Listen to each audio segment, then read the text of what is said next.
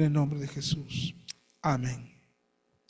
Pablo se vuelve a los gentiles. El libro de Hechos hasta ahora nos está narrando en este capítulo 13 el primer viaje misionero de Bernabé y Pablo, y lo hace en apenas 2 capítulos, capítulo 13 y capítulo 14. Si ustedes quieren aprender del primer viaje misionero de Bernabé y Pablo, tienen que leer esos 2 capítulos. Hasta aquí ya han predicado el evangelio cruzando toda la isla de Chipre. Recuerden que llegaron saliendo de allá, llegaron de Seleucia, llegaron a Salamina y recorrieron toda la ciudad hasta llegar al otro costado de la ciudad, al lugar de Pafos. Es decir, que anduvieron por todos esos pueblos predicando el evangelio. De Pafos navegaron hasta la región sur de Galacia. Ahora ahí es una parte de Turquía.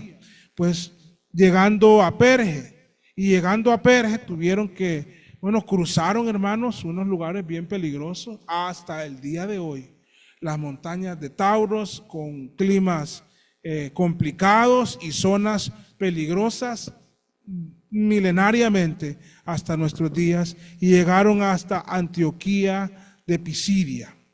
Estamos en Antioquía de Pisidia en este relato donde Pablo da un mensaje claro y poderoso acerca de Jesucristo, un mensaje digno de ser estudiado por aquellos que predicamos o que aspiran a predicar, acerca del Mesías prometido que había muerto en la cruz según se había anunciado en el Antiguo Testamento, quien fue sepultado y quien ha resucitado de los muertos, y en quien todos aquellos que en él creen son justificados gratuitamente, ya que lo que la ley no pudo hacer, en Cristo todo aquel que en él cree es justificado, es declarado justo, porque es perdonado y lavado con la sangre de Cristo.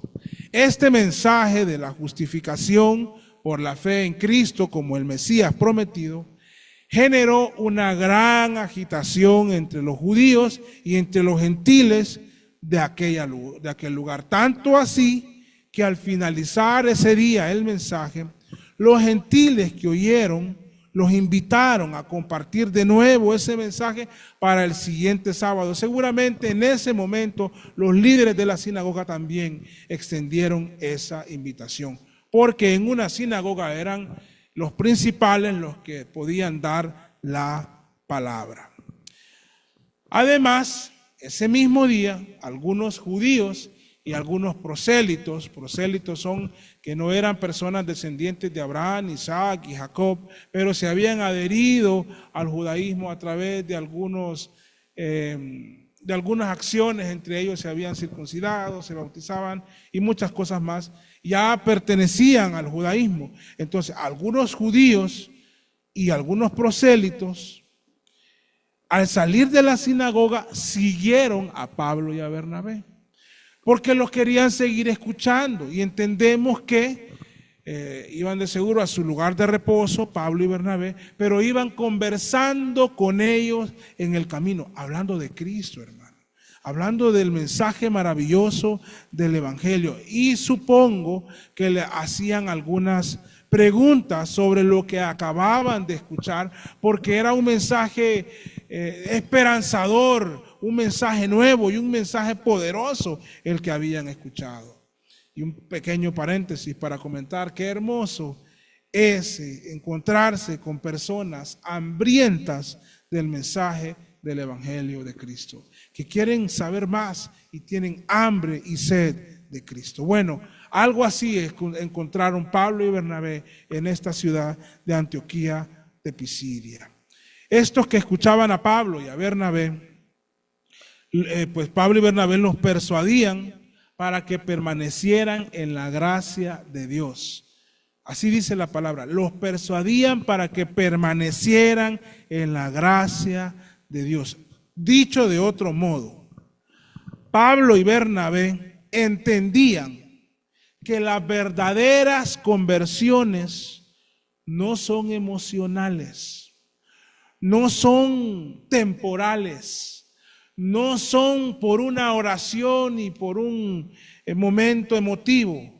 No, las verdaderas conversiones son aquellas que perseveran en la gracia de Dios. Y por eso los persuadían a permanecer, a perseverar en la gracia del Señor. Bueno, hermanos, ese deleite de ir en las calles caminando y platicando con Pablo y Bernabé los tuvieron algunos hermanos de Antioquía de Pisidia. Qué privilegio, qué honor. Por cierto, aquí en el versículo 43 es la primera vez que el orden a la hora de enlistarlos a estos dos misioneros cambia. Antes de esta ocasión, siempre era Bernabé y Pablo. Aquí por primera vez Lucas cambia el orden y dice Pablo y Bernabé. La verdad, no creo que esto denote algo de suma importancia teológica. Sin embargo, sabemos que en el resto del libro y más adelante, en especial ya a partir del segundo viaje misionero, Lucas ya no se enfoca tanto en el ministerio de Bernabé y Pablo, sino porque ellos pues tomaron caminos diferentes, sino que el relato inspirado de Lucas tiene un enfoque más en el trabajo misionero de Pablo y no tanto en el de Bernabé. Si quieren hacer el ejercicio, a veces no es malo hacer estos ejercicios de un mensaje, solo tomen su Biblia, váyanse al capítulo 13, vean el versículo 1, cuando está enlistando a estos 5 varones, el primero de la lista dice Bernabé, y el último de la lista, y Saulo, dice Bernabé, Simón, Lucio, Manaén, y al final, y Saulo. Luego en el versículo 2 de ese mismo capítulo, al final dice, apartadme a Bernabé y Saulo, que es Pablo, ¿verdad? En el versículo 7, llamado a Bernabé y a Saulo. Ya en el versículo 13 menciona a Pablo, pero no a Bernabé, aunque está incluido, dice Pablo y sus compañeros arribaron a Perge, entre ellos Bernabé, pero no está enlistado. Y luego aquí donde estamos nosotros, versículo 43, Pablo y Bernabé, versículo 46, Pablo y Bernabé, versículo 50 al final, Pablo y Bernabé. Aunque más adelante vuelve a decir Bernabé y Pablo en el 14:12, en el 14:14, y así, ¿verdad? Se puede ir haciendo el ejercicio, solamente para que lo vean. Son observaciones que están ahí porque al final Lucas en su relato se va a enfocar en Pablo. El versículo 44 de lo que hemos leído nos detalla un acontecimiento magnífico en la ciudad de Antioquía de Pisidia. Dice así: y el sábado siguiente se juntó, este es un fenómeno, hermano, social, espiritual, eso no es tan fácil que pase, se juntó casi toda la ciudad. ¿Para qué? Qué bonito, ¿verdad? No para un concierto, hermano, no para un mitin político. Había hambre en esa ciudad de la palabra. Esta es una cosa hermosa. Dice que se juntó, no dice toda, casi toda la ciudad, pero se juntaron con un objetivo, para oír la palabra de Dios. Hermanos, no sé cómo fue eso, pero esos que escucharon en una semana, hermano, en una semana, yo acabo de dar un anuncio, ¿verdad? Que les dije cuánto tenemos para el aniversario, les dije. Un mes. Bueno, no vayan a decir que a la gente que van a escuchar a Pablo y Bernabé, porque no es así. Pero van a escuchar la palabra del Señor y van a celebrar con nosotros. Pero en una semana, los que escucharon en la sinagoga, los que fueron con ellos hablando de la palabra del Señor, empezaron a hacer un trabajo increíble, hermanos, de promoción. El otro sábado vamos a escuchar el mensaje de la palabra del Señor. Y la gente, no toda, pero mucha gente respondió. Mucha gente respondió. Y yo creo que donde se predica la palabra y donde hay gente que quiere trabajar en promocionar que se predica la palabra, Dios va a respaldar. Ocupamos el trabajo de todos nosotros en promocionar que para la gloria de Dios en esta iglesia se predica la palabra. Entonces se juntó casi toda la ciudad. ¿Y a dónde se juntaron? Bueno, si entendemos que fue en el mismo lugar del sábado anterior, en la sinagoga. O sea que la sinagoga fue insuficiente. La sinagoga estaba exageradamente llena, no estaba preparada para eso. El versículo 45 dice, acuérdense que está la multitud en la sinagoga. Entonces los judíos, al ver las multitudes, se llenaron de celos y rebatían a lo que Pablo decía, contradiciendo y blasfemando. Vemos que este lleno total, qué bueno que aquí no somos así, no somos como esos judíos que asistían a la sinagoga en Antioquía de Pisidia, pero ellos se llenaron de celos por ver lleno. Aquí yo sé que cada uno de ustedes más bien hasta daría su espacio y había una sonrisa de alegría, pero ellos al ver ese lleno total y que la ciudad se volcara para escuchar el mensaje del evangelio, generó celos, especialmente en los judíos. Me gusta cómo el doctor F. Bruce explica, de alguna manera nos ejemplifica lo que sucedió en Antioquía de Pisidia.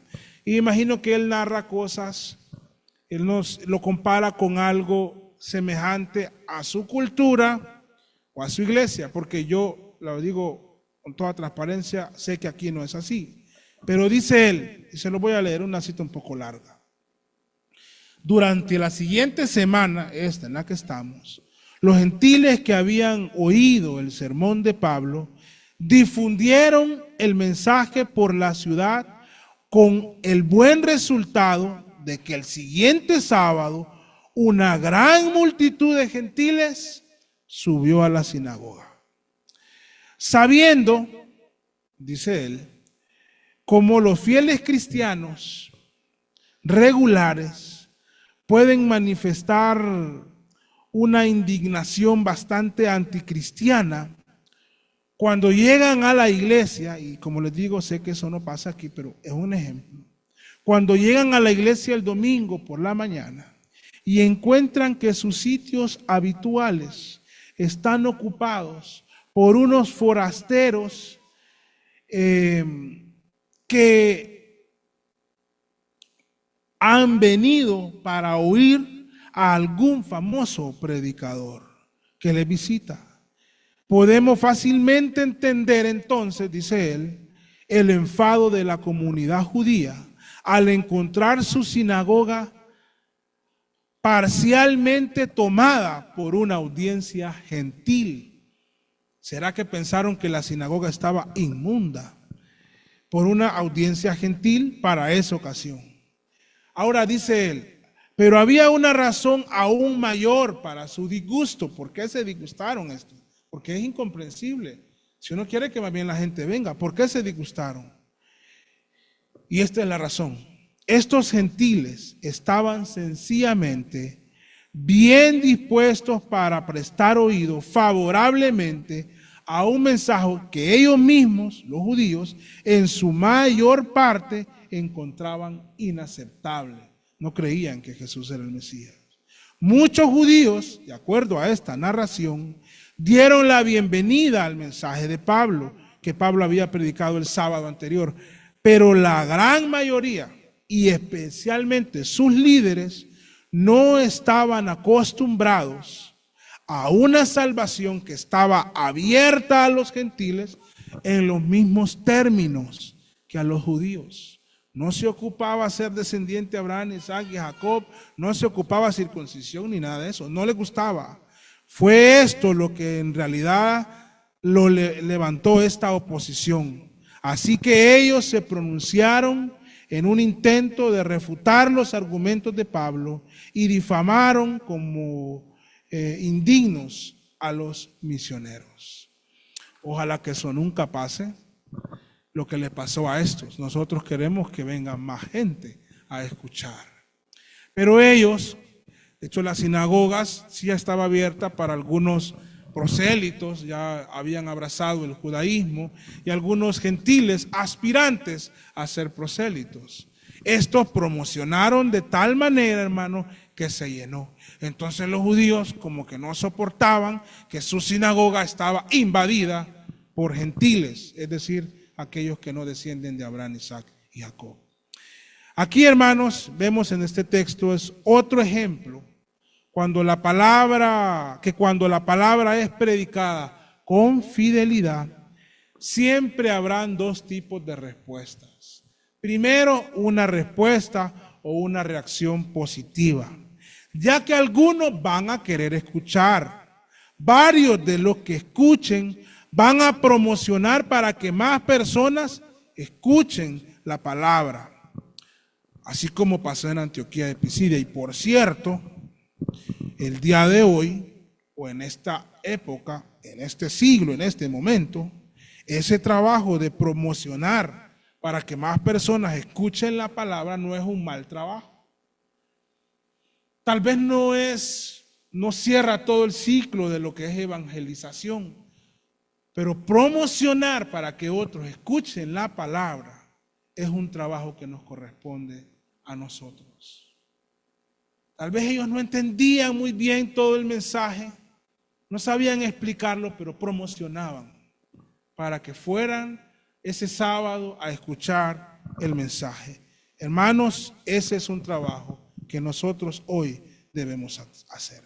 Pero por otro lado, también habrá una respuesta siempre negativa cuando la palabra se predique con fidelidad. Habrá muchos que van a rechazar el mensaje y entre esos muchos es inevitable que surjan detractores del mensaje o del tipo del mensaje. Y entre esos muchos es también casi imposible, y por qué no decirlo, que a veces surjan enemigos de nuestra fe o de nuestros ministerios. Pero nosotros lo vamos a hacer igual. Seguiremos predicando con dependencia de Dios y con diligencia en el estudio de la palabra de Dios. Vamos a seguir haciendo con pasión este trabajo, porque el Evangelio de Cristo es un mensaje apasionante. Y escudriñar las Escrituras y entenderlas y darle sentido al texto es un trabajo apasionante. Pablo y Bernabé eran dos ministros de la palabra que estaban apasionados por la verdad que predicaban, tal manera que estaban dispuestos a sufrir o a morir por eso. Estos opositores que se levantaron en Antioquía de Pisidia no los conocían, pensaron que los iban a amedrentar al levantar sus voces o al decirles que se fueran. No tenían la idea de lo convencidos y de los apasionados que estaban estos hombres por seguir predicando y que nada ni nadie los iba a detener. Pues ellos entendían que habían sido comisionados por el mismo Dios para hacer esta labor. Nosotros, mis amados y apreciados hermanos, también debemos de apasionarnos para anunciar el Evangelio a otros. No tenemos que dejar que nuestros corazones sean frívolos, sino que sean candentes en anunciar y promocionar el Evangelio de Cristo. No debemos permitirnos que los afanes de este mundo o que algunas reacciones negativas de algunas personas, del prójimo hacia nuestro mensaje, nos apaguen el deseo de hablar de Cristo. No podemos hacerlo, hermanos, no debemos hacerlo. Debemos de hablar de Cristo.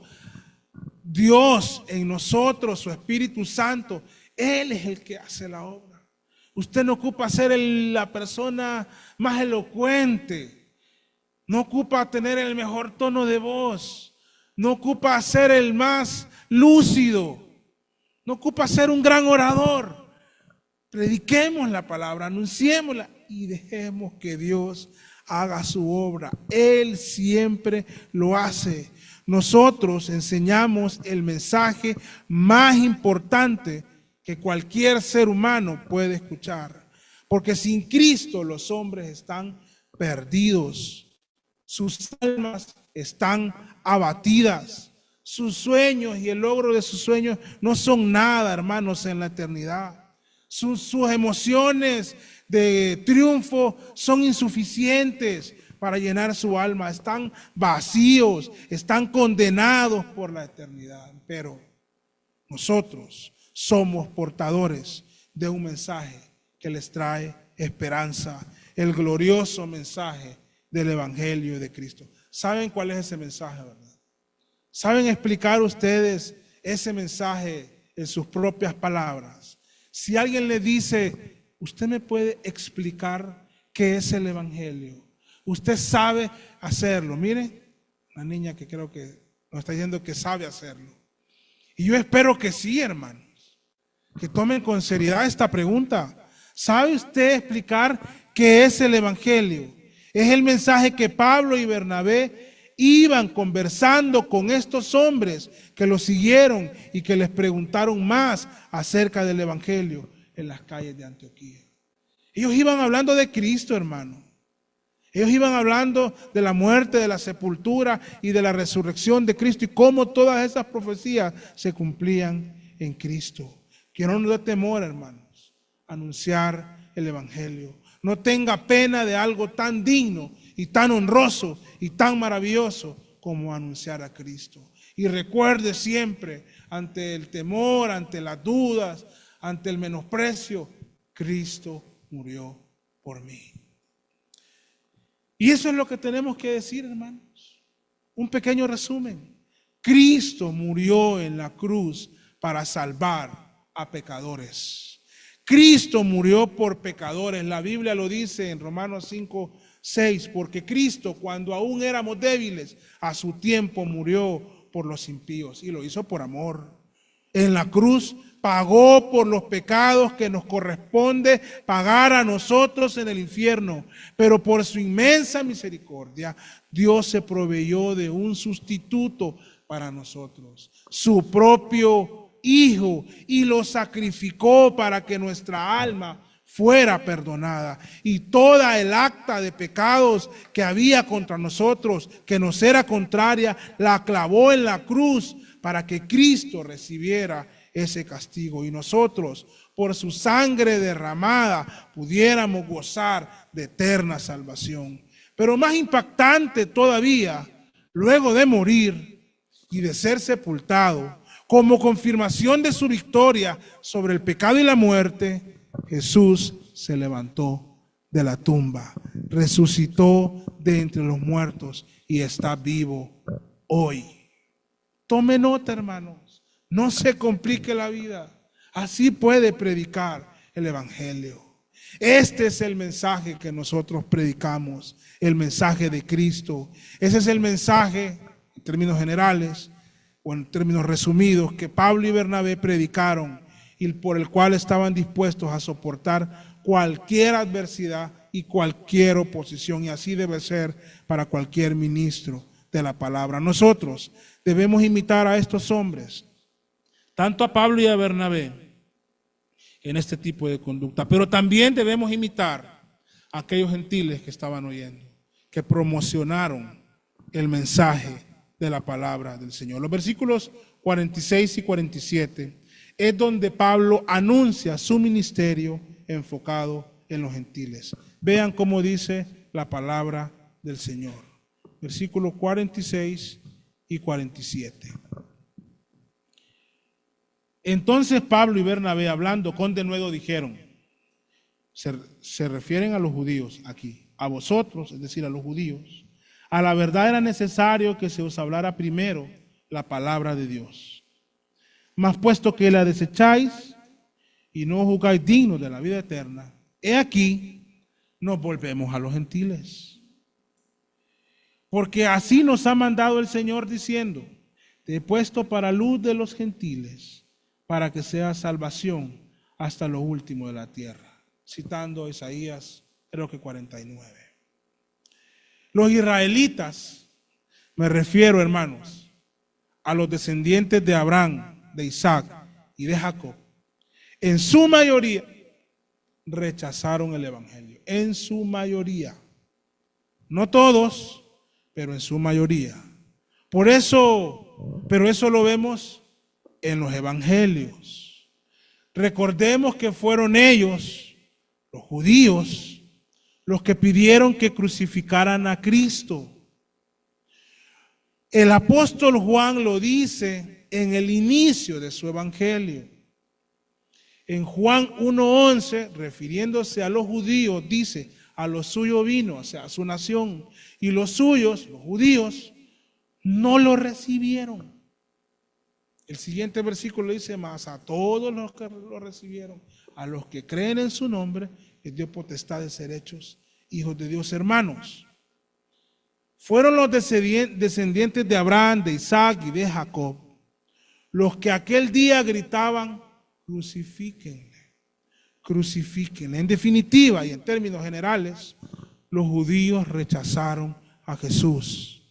Fue un remanente pequeño el que Dios usó para edificar su iglesia en el primer siglo. Un remanente pequeño de judíos. Pero la casa de Abraham, Isaac y Jacob rechazó al Dios encarnado y su mensaje glorioso. Entonces surge una pregunta. ¿Será que por esa rebeldía de antaño y reflejada en este momento, y por ese rechazo a Cristo, y luego de esa declaración de Pablo al decir: a vosotros a la verdad era necesario que se os hablase primero la palabra de Dios, mas puesto que la desecháis y no os juzgáis dignos de la vida eterna, he aquí nos volvemos a los gentiles? ¿Será que por eso podría concluirse que Dios rechazó a Israel? Bueno, hay varias formas de contestar esta pregunta.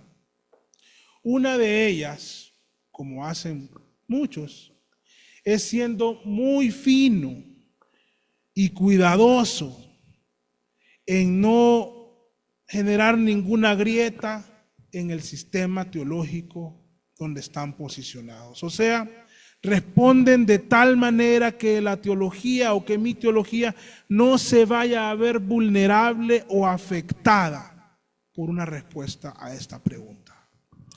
En otros casos, incluso hasta podría ser que su doctrina o teología sea fortalecida.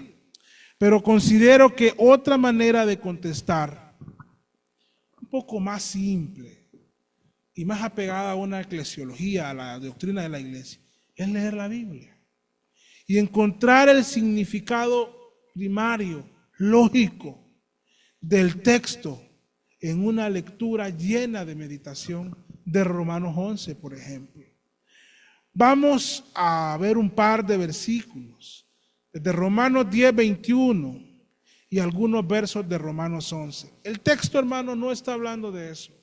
Pero hoy, cuando ven estos versículos, muchos piensan que Dios ha desechado a Israel. Entonces vale la pena contestarlo. En estos versículos es el mismo Pablo, el apóstol de los gentiles, que dijo que se iba a los gentiles. Inspirado por el Espíritu Santo, dice lo siguiente, 10:21. Pero acerca de Israel, dice: todo el día extendí mis manos a un pueblo rebelde y contradictor. 11:1. Digo pues, ¿ha desechado Dios a su pueblo? Ya entendemos cuando dice a su pueblo a quién se está refiriendo, porque el mismo contexto nos lo hace entender en la lectura más simple. La respuesta es: de ninguna manera. Porque también soy israelita de la descendencia de Abraham, y él dice incluso de la tribu de Benjamín. No ha desechado Dios a su pueblo, al cual antes conoció. ¿O no sabéis lo que dice la Escritura acerca de Elías? Cómo habló a Dios contra Israel, diciendo: Elías, hermano, habló a Dios contra Israel, diciendo: Señor, a tus profetas han matado y tus altares han derribado y solo yo he quedado y procuran matarme. Pero ¿qué le dice la divina respuesta? Me he reservado 7,000 hombres, allá en Primera de Reyes, hermano, que no han doblado la rodilla delante de Baal. Así también, dice Pablo, aún en este tiempo ha quedado un remanente según la elección de gracia. Y si es por gracia, ya no es por obras. De otra manera la gracia ya no es gracia, y si es por obra ya no es gracia. De otra manera la obra ya no es obra. Bueno, no es una exposición de Romanos 11, pero podemos decir que aquellos israelitas que creyeron y que creen en Cristo son salvos, hermanos, sin duda alguna. Dios ha guardado un remanente para salvación. Así que cuando Pablo dice que se va a los gentiles, no está diciendo que los judíos ya no serían evangelizados y que no serían salvos. De hecho, Pablo y Bernabé, si ustedes leen Hechos, siguen visitando las sinagogas cuando llegan a otras ciudades. Ese es el lugar donde van y enseñan la palabra, donde se reúnen los judíos, aunque ya han dicho: nos vamos a los judíos. Bueno, el texto en el que estamos realmente es en Hechos. Por eso, en otros debates en este campo a lo referente a Israel, no voy a entrar hoy porque no son parte del mensaje de hoy. Pero ellos, hermanos, también han sido escogidos por Dios. En el versículo 48 nos habla de la alegría de los gentiles y también nos hace referencia a que algunos creyeron. En realidad el texto nos dice quiénes creyeron. Léanlo, por favor. 48. Y los gentiles, oyendo a Pablo y a Bernabé que se iban a los gentiles, que se volcaban a los gentiles, se regocijaban, dice, y glorificaban la palabra del Señor. Y ahí nos dice quiénes creyeron, hermano. Le guste o no a la gente, ahí dice, como en otros muchos textos. Y creyeron todos los que estaban ordenados para vida eterna. Esa palabra que se traduce como ordenados también denota como que todos los que estaban inscritos o matriculados para vida eterna. También es otro asunto de gran debate, pero en algún momento de la eternidad Dios escribió de su puño y letra un libro, el libro de la vida, antes de Adán y Eva. Y fue escribiendo el nombre de los que estaban ordenados por su elección divina para vida eterna. No nos queda más que decir: Señor, gracias, mil gracias, infinitamente gracias, porque ahí está mi nombre. Los gentiles estaban gozosos. No todos creyeron, pero creyeron los que estaban ordenados para vida eterna. Finalmente, los judíos encuentran la manera de sacar a Pablo y Bernabé de su territorio. Cuando vieron que los gentiles estaban acuerpando este mensaje, esos judíos llenos de celo convencieron a algunas mujeres, porque a veces en esa cultura las esposas o familiares de las autoridades se acercaban a las sinagogas para entender y tener curiosidad por asuntos de la fe judía. Entonces se acercaron a estas mujeres para que convencieran a las autoridades que no era conveniente que Pablo y Bernabé siguieran en la ciudad. Imagínense, hermanos, por hacer un bien. Y encontraron la manera de sacarlos. Ellos, dice la Biblia, que se sacuden el polvo de sus pies y se fueron a Iconio. Pablo y Bernabé salieron de Antioquía de Pisidia, pero el evangelio quedó en esa ciudad. Ellos partieron, hermanos, pero el mensaje del evangelio estaba ahí presente. y creciendo. Porque el mensaje de Cristo no depende de una persona, del testimonio de una persona o de la santidad de una persona o de la pericia y de la buena predicación de alguien. No, el mensaje queda en los corazones y en la memoria de ellos. Y quedó en el pueblo, dice la palabra del Señor. Mas los judíos instigaron a mujeres piadosas y distinguidas y a los principales de la ciudad, e incitaron una persecución contra Pablo y Bernabé, y los echaron de sus términos. Ellos, entonces, siguiendo la instrucción de Jesús, si lo recuerdan, sacudiendo contra ellos el polvo de sus pies, vinieron a Iconio. Y los discípulos estaban llenos de gozo y del Espíritu Santo. Y cuando dice los discípulos, está hablando de los creyentes. Amados hermanos, a través de estos estudios o de estos mensajes de los viajes misioneros de Pablo y de Bernabé, o de Bernabé y Pablo, Dios nos está llamando a nosotros en este tiempo, en nuestro entorno, en nuestra ciudad, en nuestra propia casa o incluso más allá de nuestra ciudad, a que anunciemos el Evangelio. El Evangelio sigue siendo proclamado entre los gentiles. Nosotros somos una iglesia de gentiles.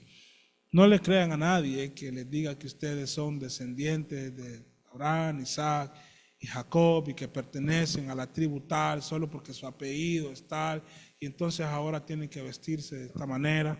Como les digo, el debate, no voy a entrar en mucho porque el texto no está hablando de eso, pero ese movimiento de las raíces hebreas hay que tenerle mucho cuidado, hermanos. Hay que tener un equilibrio entre lo que dice la Biblia y las prácticas. Ustedes, hermanos, somos criollos, hermanos, de aquí.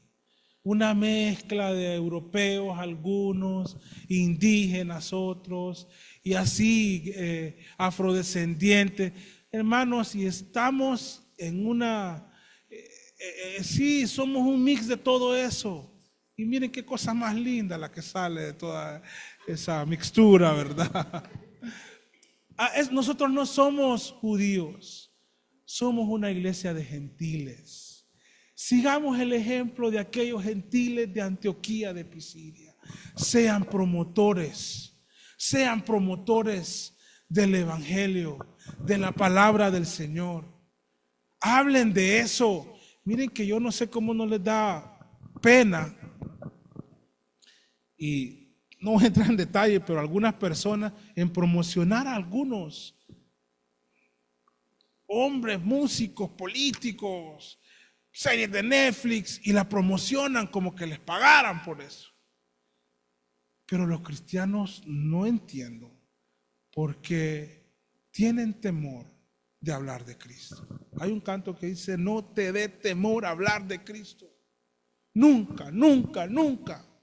Nosotros, como esos gentiles de Antioquía, debemos de predicar, proclamar el Evangelio. Bueno, hermanos, espero que estas palabras nos animen a participar de actividades misioneras, pero más aún a crear